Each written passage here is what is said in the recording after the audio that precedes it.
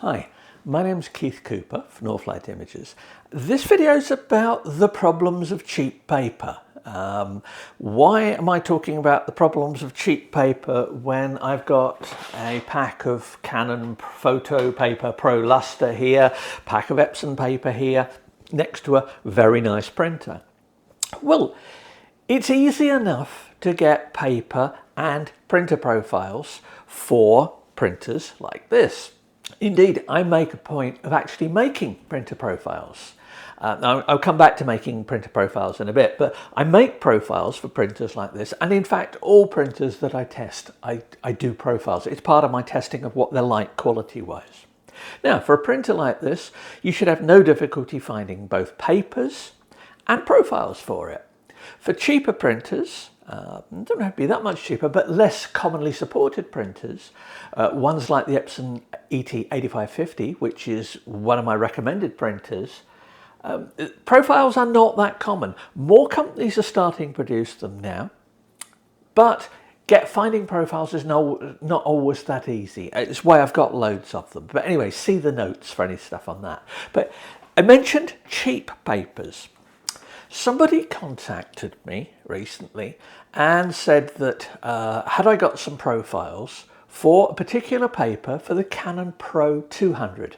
Now, Canon Pro 200 looks like a smaller version of this, but has dye inks in it from cartridges of that. So it's a smaller printer, one I reviewed a while ago, very nice printer. It seems that they had bought from Amazon some papers, some cheap photo papers. Now, these actually advertise themselves as cheap photo papers. Well, perhaps not quite with that emphasis on the cheap, but you know what I mean. They are saying, you know, this is value papers. Use the marketing terminology right. But anyway, they had got for their Pro 200, and this would go for somebody who had perhaps bought these papers for a printer like this as well.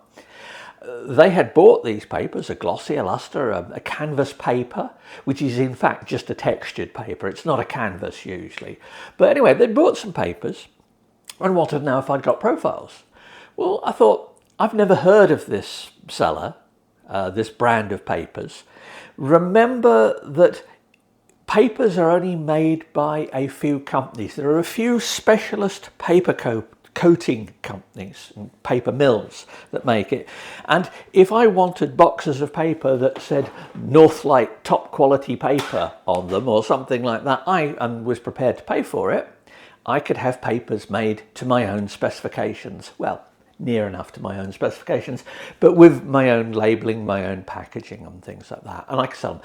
Selling paper is a fulfillment business. You know, it's the logistics of it is the bit where you would make your money and things and that. Anybody can get paper made for them if they're prepared to pay for it. So this mystery paper, I looked at it.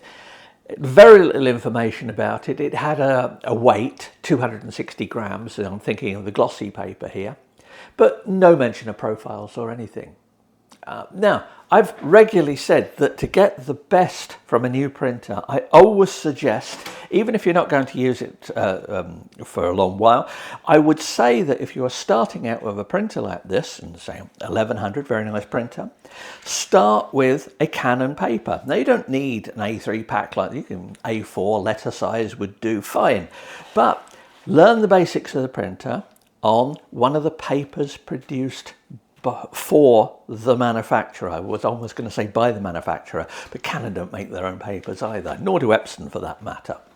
They have them made to their specs, as I said. Anyone can get that. If you're the size of Canon and Epson, it's very easy to get papers made for you. So anyway, that's what I would suggest. But what about these cheaper papers? Well, they've got no profiles. They are firmly aimed at the market who would go, what are printer profiles? Now, given that the person who asked me about this was asking if I'd got profiles or knew where you could get profiles, then obviously they knew about it. They'd read some of my stuff, had a look at various videos and things. Why had they just gone ahead and bought cheap paper? Well, you know, it's there, it's cheap paper, but beware the photography club expert. Somebody had told them, and it's I won't quote it exactly, but it's difficult to see so much arrant nonsense concentrated into just one short bit of text that effectively all of this stuff about buying papers like this, all this stuff about profiles and things like that, and this is what you make profiles with, all that sort of stuff, no, didn't need that, just buy this cheap paper, it works fine. There was some adjustments you could make, etc., etc. And I thought, no, that's not the way of doing it. This is also why I enjoy doing talks for camera clubs. I'm based in Leicester in the UK, so I only tend to cover the Midland area and that because I don't charge for the talks, just expenses. And I do a few talks on printing and the likes every year because I enjoy it. And also because I get a chance to meet some of these experts and ask them about their approach to printing. And yeah, well, anyway, it's fun. I enjoy doing that. Think of them as hecklers on a comedy night or something like that. But anyway, what could be done about these cheap? I said, not a lot. Now, it turns out, because, as I said, companies buy papers from a limited number of sources, this is 260 gram. It's a fairly common weight for a luster paper. It's very similar to this, which is Epson Premium Luster 260. Notice that 260 appearing again. So if you're looking for profiles to experiment with, and I've got some other suppliers will have profiles. If you're looking for profiles for a mystery paper, well, you might be able to find something close. You could, of course, as I mentioned, you could make your own profiles, and that's what I do with stuff like this.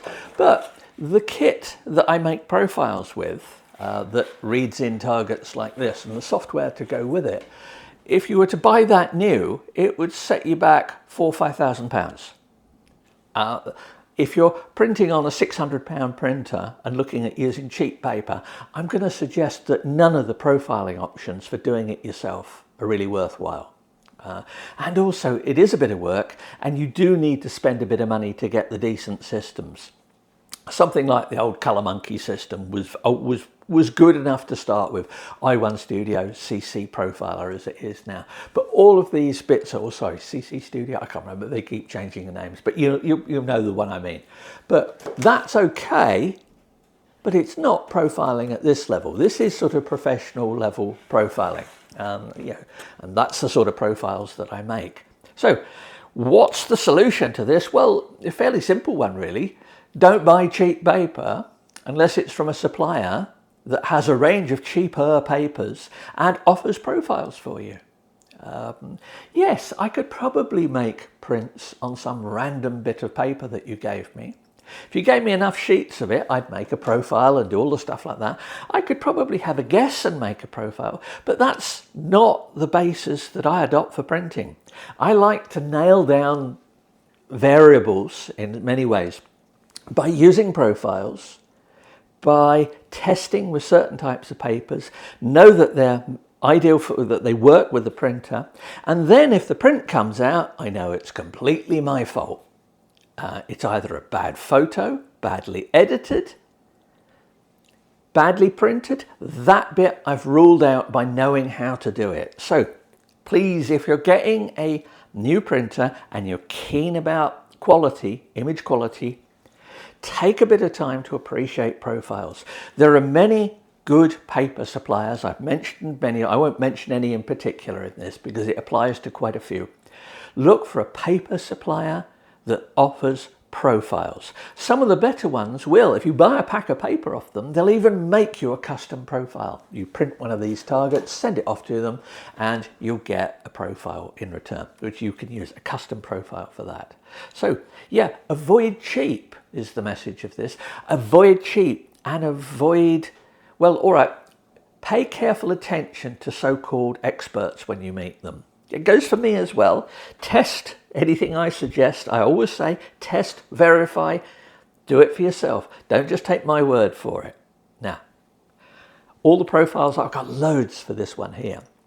Interestingly enough, the ones I get asked for most are the lower end printers where other people don't make profiles very often. So hence the Epson ET8550 profiles and stuff. But in general, buy cheap, buy twice. I know it's attractive to think, well, actually, this looks a fairly good paper. And particularly if somebody comes along and goes, oh, yes, this is better than sliced bread.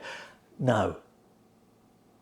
Do a bit of looking around, find some details, and enjoy your printing. But don't just waste money on sort of penny pinching. Same goes for third-party inks as well, by the way. I don't use third-party inks at all. Now, partly because printers I get like this are often just loans and they have to go back. But if I put third-party ink into one of my printers, I have to remake all my printer profiles because they may say compatible, but they're not the same. Compatible to me just means, well, it's not going to melt the insides of your printer. Apart from a few specialist things, and I'm thinking black and white, dye sub, things like that, third-party inks are simply something I will not touch. It falls under the false economy category. If you're that bothered by the price of inks, think seriously about your printing. It is possible to do things and not splash out large amounts of money, but it's what you want to get out of it. Anyway, I hope that little rant has been of some interest and saved at least one person, hopefully, from spending money on cheap papers and then finding they're utterly useless. So, if you've got questions, please do let me know. Thanks very much for watching. Please do the usual YouTube, like, subscribe, etc, etc. Don't know why I always remember this at the end of the video because hardly anyone gets this bit. But anyway, thank you again for watching and bye.